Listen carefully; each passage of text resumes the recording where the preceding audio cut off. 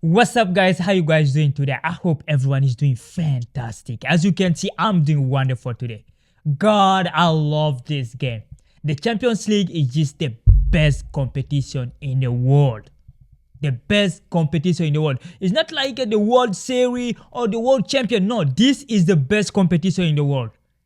PSG, Man City, Real Madrid, like dominating Strasbourg, and of course Inter Milan, Arsenal, and anyone who missed the game yesterday, I'm sorry for you. Barcelona Benfica is the type of the game that you put on TV to bring those our American friend, like our friend who doesn't care about the soccer, say, oh yeah, it's a low scoring game, and then put them in front of TV so they can watch that game. I mean, there were a lot of mistakes in it, but someone who don't know football would love it.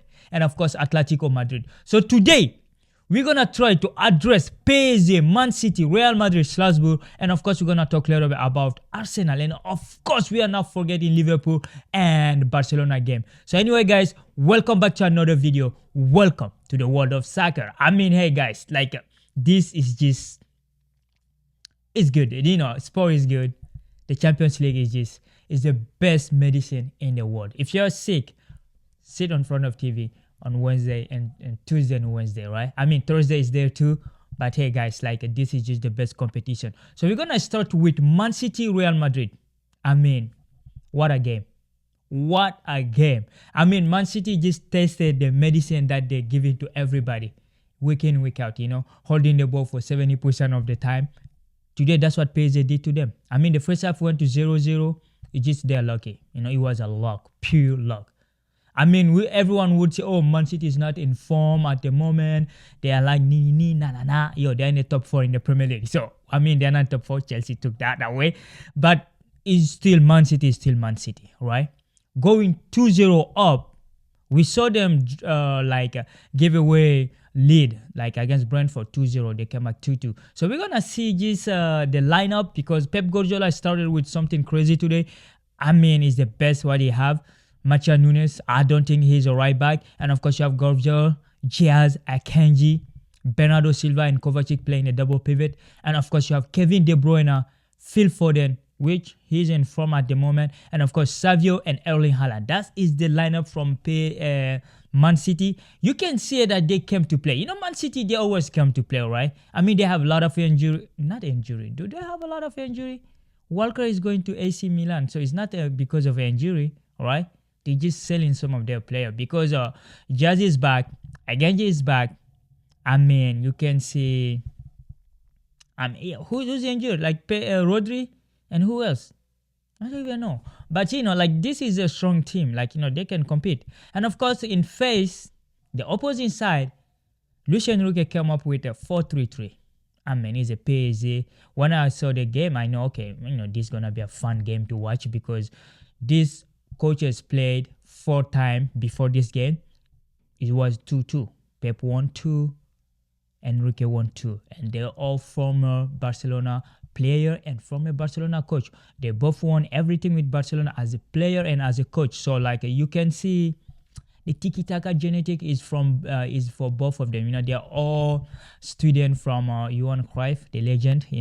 But hey, like today it was just the 5th game, and to see what Enrique was going to show, because we know PSG and Man City been struggling in the Champions League.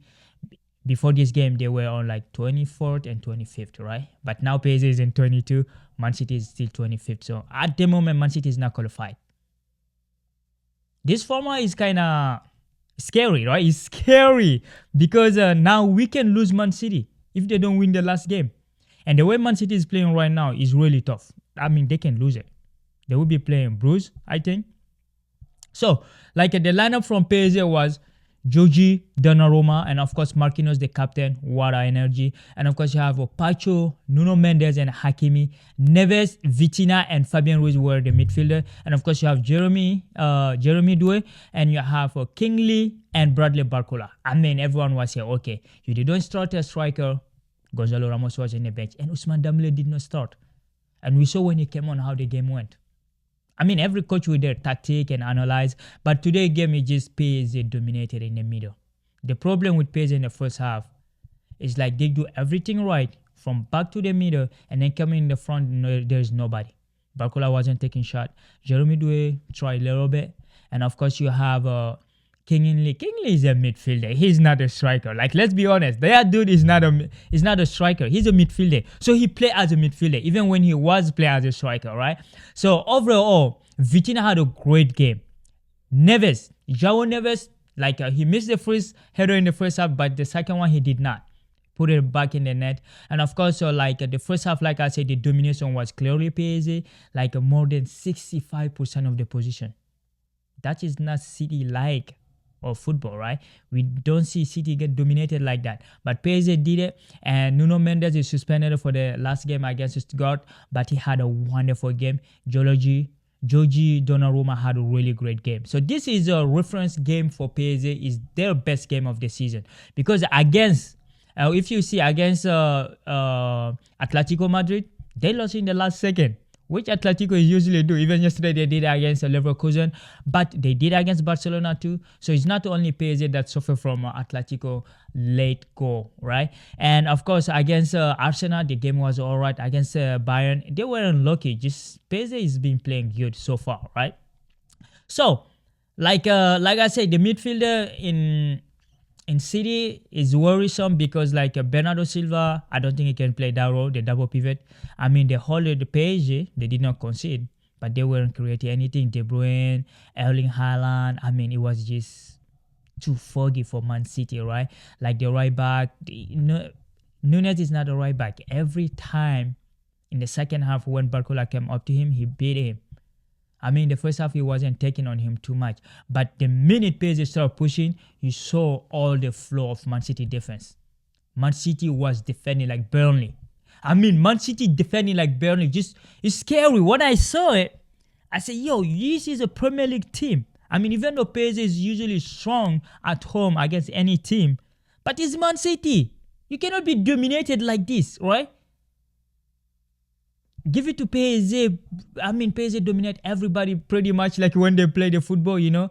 So, the first half was City was trying some counter-attack and stuff is not working. But the second half, Jack Grealish came from nowhere. Like they sub his first ball, he scored 50 minutes. And 53 minutes, Erling Haaland scored. I said, okay, this game is over now because we know usually PSG when they go down, they never come back. You know, like they always lose the game when they go down. But hey, Dembele got one back and a beautiful assist from Barcola. When you see that assist, he dribbled like Nunez, like a kid, and then just Dembele was running just to step back and then boom, 2-1. And of course, 56 minutes and 4 minutes later, Bradley Barcola scored. I mean, Lee hit the ball to the post and come back to him and he scored 2-2. And from that, Man City was defending the whole game. Throughout the game, they were defending for their life. And of course, 78 minutes, João Neves, like I said, he missed a good one in the first half, but the second half, he put that one in the back. He's short.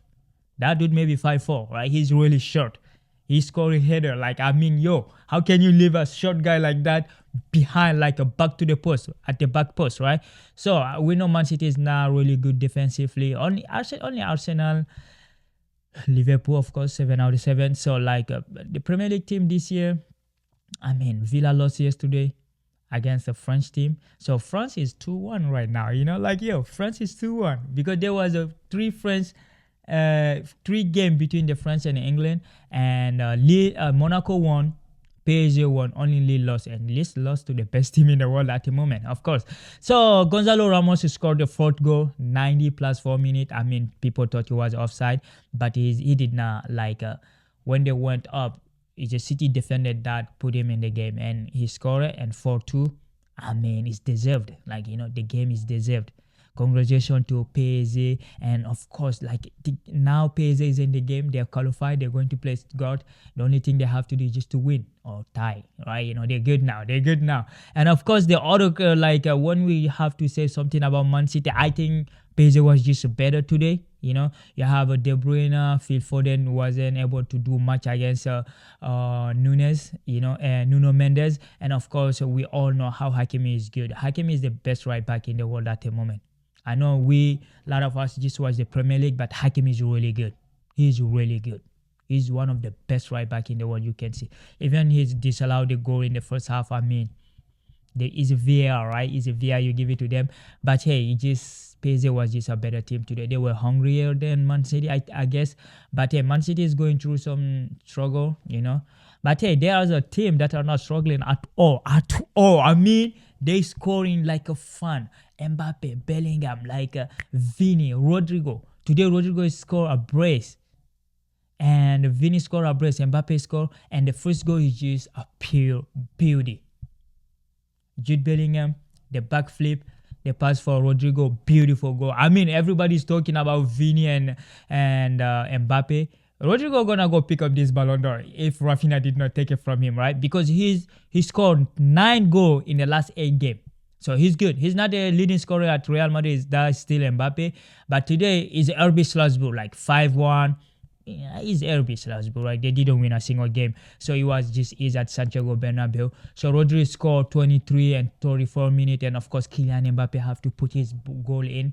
Kiki. You know, like it was an easy game for them, you know, like 5-1. I mean, Salzburg, whatever you do, they're going to score their 1 or 2 goal, you know, like no matter how good you are, they're going to score their goal. But hey, Real Madrid just dominated the game. You know, they won the game. Real Madrid is sitting at the 16th position. I mean, hey, 16th position, you know. A lot of teams had trouble in this. Now, the only big team in really, really deep trouble is like a Man City, because we know RB Leipzig won today, but they got eliminated already since the past week. So, Real Madrid is a good game, great game. I mean, we are not saying anything like, you know, I'm just happy like Mbappe is back at his peak form, you know, because this is Mbappe. You see, like even against I think it's Alaves in La Liga, he was killing it. So like Kylian Mbappe, like the Spanish club are doing great, you know, they're doing really good. The only Spanish club that lost today was Girona, which is against Inter, you know. You expect that, but Atletico won yesterday against Leverkusen. That was just, you know, a Simeone tactical football, who refused to do anything and then equalize and then score the goal. 10 men, you know, with 10 men. But even though Leverkusen finished with 10 men too, but 2-1, 96 plus something, and then they scored the winning goal, just like they did it against PSG, against Barcelona, against Real Madrid. So they did it. They are used to it. They did it 14 times this season. 14 freaking times. So like Simeone said, it's not hazard, you know, like it's a work ethic. It's consistent. They are consistent of what they're doing. So the Spanish club are doing great. And the crazy game that I was talking about, like that's a Barcelona Benfica. I mean, the 5th goal, Benfica fan is still crying about it because they're calling for penalty. But hey, it's just a lot of error. Like Rafinha first goal, like the goalie just threw the ball on him. Like, what you gonna do, you know?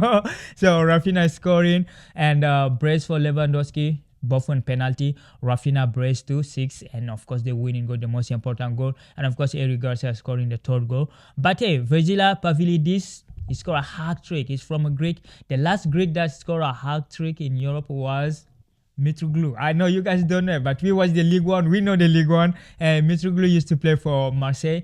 But yeah, he scored a hat trick, and of course Ronald Araujo scored an own goal. That's what I'm saying. Like Chesney did a lot of mistakes yesterday, but yeah, he's lucky. He have a team that all want to score more than you all the time. So Barcelona winning 5-4 is the craziest game of the year so far. Really good game. You know, Barcelona is an open book, you know, like they push really high, and Benfica is another bad team. You open that like that, they're going to score on you, you know. So it wasn't surprising, like the game was like 5-4. So Barcelona is still in the 2nd position because Liverpool won against Lille 2-1. I mean, Lille with 10 men, even if you give Lille 12 men, they wouldn't be able to beat Liverpool. But hey, the most important thing is just Liverpool and Barcelona are the only 2 teams guaranteed to finish in the top 8. All right. So those are 21 points and then 18 points, because Barcelona lost only the first game against Monaco, which we all know was like the red card during that game. But hey, like I say, Barcelona in the Champions League is a different breed. You know, in one game, they beat like everyone there. Like, you know, they beat Bayern. They beat, who else? What is the other big team they play? They beat AC Milan. They beat everybody, you know, like they lost only to Monaco, right? So, which I'm saying, Monaco won against Aston Villa yesterday. Great result. All the French clubs are qualified right now, 4 out of 4. And the English club, of course, like those are the club I follow, you know, the Ligue 1 and the Premier League. And of course, tomorrow we're going to be watching Lyon Nice play, even though Nice got eliminated. But hey, the last game today was Arsenal. Arsenal played against Zagreb. I mean, Zagreb is the team that lost to Bayern 9-2, right? So Declan Rice, second minute, beautiful volley. It's beautiful. And Havertz, I mean, Havertz is not the leading, is not the striker you put your hope on. But when you winning, he score his goals, right? And of course, Martin Odegaard score. I don't know when was the last time that did the score, but they won 3-0. So at the moment, if you look at the standing, let's just see the standing. The standing at the moment is Liverpool 21, 7 out of 7. Barcelona, Arsenal and Inter are like the top 4. Like Atletico has 15, Milan 15 points, like Milan 2 is there, and of course Atlanta 14. But we're gonna go, the game of the day is Man City 25th, PSG 22. So like PSG is literally qualified right now, but Man City can still qualify, right? Man City have to win their last game against Club Brugge to get 11 points. And the PSG have to just get a 1 point if they want to finish there, right? So overall, it's a good day of football. It's a beautiful game. Hey, you guys, I mean, like, hey, tomorrow we're going to be there for the Europa League. But what do you guys think? Do you think Man City going to get kicked out in this? Like, because you have to be in the 24. Do you think they're being kicked out from here? So let me know, comment below, and what you think about the game. And of course, what do you think about Liverpool's chances of winning everything? Premier League, Carabao Cup, FA Cup, and of course the Champions League. What are their chances? And what do you see PSG finishing the Champions League?